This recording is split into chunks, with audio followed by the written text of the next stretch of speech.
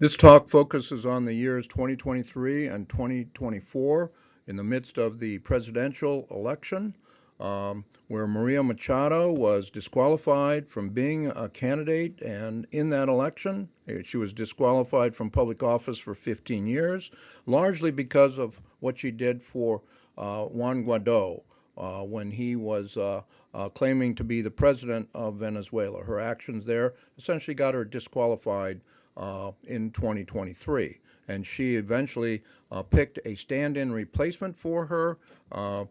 Edmundo Gonzalez would be running for president and as a stand-in for Machado. The story actually starts back in 2015 when Machado announced her candidacy for a National Assembly seat. She had been elected to the National Assembly in 2010, but she'd been expelled from the Assembly in 2014, so she planned on running for her old seat, and the election was scheduled for December 2015. Now, a word about the Comptroller General. The Comptroller General is an independent part of the government, and what the Comptroller General does is requires financial disclosure forms from government officials every year. That's its job, is to look over the other parts of the government. And what the Comptroller General decided to do in July of 2015 was to disqualify Machado from holding public office for 12 months. She was barred after neglecting to disclose the full extent of her earnings during her term as a congresswoman. She did not appeal the disqualification. She could have appealed it, but she didn't. But it basically meant that she could not run in the 2015 election.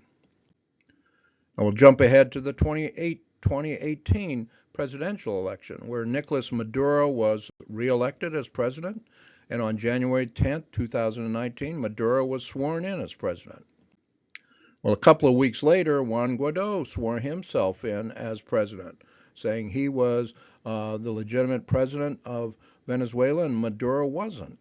And he didn't have any authority to do anything in Venezuela. But the important thing is the Trump administration recognized Guaido as president and granted him the rights of being president. Now, Guaido organized a government, and Machado was an advisor to Guaido, but he did not pick her to have a role in his government. She was never given a job in his government. But she publicly said that if Guaido asked her, she would be glad to run for president. And Guaido said she didn't have to worry about it because he was, in fact, president. Now, what she did while Guaido was in this role was that she publicly supported Guaido's agreement with the Trump administration to seize Venezuelan assets in the United States. The Citgo gas stations in the United States were owned by the government of Venezuela, and Trump said, well, Guaido's the president, so he can run those organizations. He can seize all the Citgo stations. She also publicly supported his call for U.S. coercive sanctions on Venezuela as a way of pressuring change in the country. Jump ahead to the 2024 election then.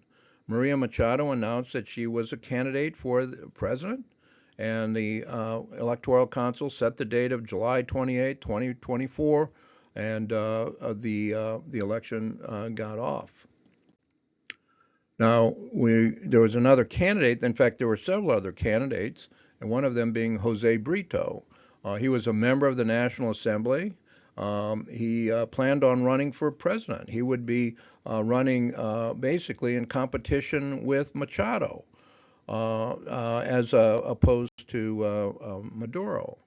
And what Brito did was he asked the Comptroller General to go back and take a look at that 2015 disqualification of Machado and see if it still applied. Comptroller General in 2023 was Elvis Amoroso, and he announced that Machado was going to be disqualified from public office for the next 15 years. And he basically cited her actions when she was supporting Juan Guaido. She had supported Guaido's actions with the United States to seize the government's assets. He cited Machado calling for coercive sanctions to be placed on Venezuela by the United States. Basically, Amoroso said these actions harmed the country. And now as a result, she really can't be eligible for holding public office since she took these actions that actually harm the country of Venezuela. Now, Machado said she would not withdraw, and she didn't appeal the disqualification to the Supreme Court, which what she had the right to do that. Because what she said, and she said it in an interview to a Spanish newspaper, was that she was relying on pressure from Washington and particularly the State Department, to get her on the ballot. So she was basically saying the United States has my back on this, and they're going to put pressure on the government and the Electoral Council to get me onto the ballot. Now, what was she talking about? Well, in 2023, the Barbados talks were underway, and these were talks between the government and the opposition. You see them signing various agreements, the opposition and the government in Barbados. And what the Biden administration did was they temporarily removed some coercive sanctions. They said, you are doing a good job of negotiating agreements, and we're going to recognize that. But the United States did say that they would remove, the government of the United States would remove some of the sanctions permanently if the government agreed with the opposition to let Machado be on the ballot. That was the pressure that Machado was referring to. Now, the Venezuelan government refused basically to let Machado be on the ballot. They didn't want that to be a part of the agreement. They didn't want this pressure from Washington in their internal affairs. And so the government refused, and as a result, the United States reinstated those sanctions. So Machado's strategy of getting on the ballot because of U.S. pressure did not work. She did not. She did appeal her disqualification to the Supreme Court eventually, and the Supreme Court upheld her disqualification. So there was no way she was going to be officially on the ballot. And so what she decided at this point was to select a stand-in candidate, somebody who would run in her place. And that's when she came up with Edmundo Gonzalez. He had never run for public office before. He was unknown by the public. He was nominated by 3 political parties, and it was reported that what Gonzalez had done was agreed to appoint Machado to be his vice president if he was elected. And then Gonzalez would basically resign after 6 months or so, and Machado would be president. So that was the agreement. He was a stand-in for her. And so here's Machado campaigning in 2024, basically holding up a picture of Gonzalez because the public didn't know who he was. And so she made extensive campaigning, and Gonzalez did not. And Machado basically told voters, you vote for Gonzalez, you're really voting for me. I'll be the one who will eventually be president. Now, this is the ballot that officially was put out for the 2024 election. And as you can see, there were 10 different candidates, Maduro and Gonzalez, and 8 other people who were running for the presidency. There were 38 political parties in play.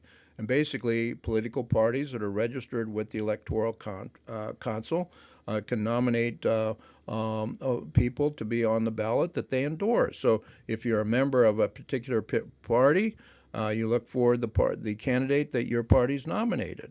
That's one way you can decide who to vote for. You could decide on your own who you're going to vote for. But you can see that Maduro was nominated by 13 different political parties, and Gonzalez, who's right in the middle of this ballot, was nominated by 3. You see the MPV party. So if you're a member of MPV, you see that your party has nominated Gonzalez. But again, you could vote, regardless of your party, you could vote for any of these individuals for president. And the important thing here is Machado was not on the ballot. She came into 2023 with the plan to get on the ballot, and it failed. So everything that I've referred to in this talk is available on a blog post on the blog The Venezuela Reader. And so all the documentation of this talk are available there.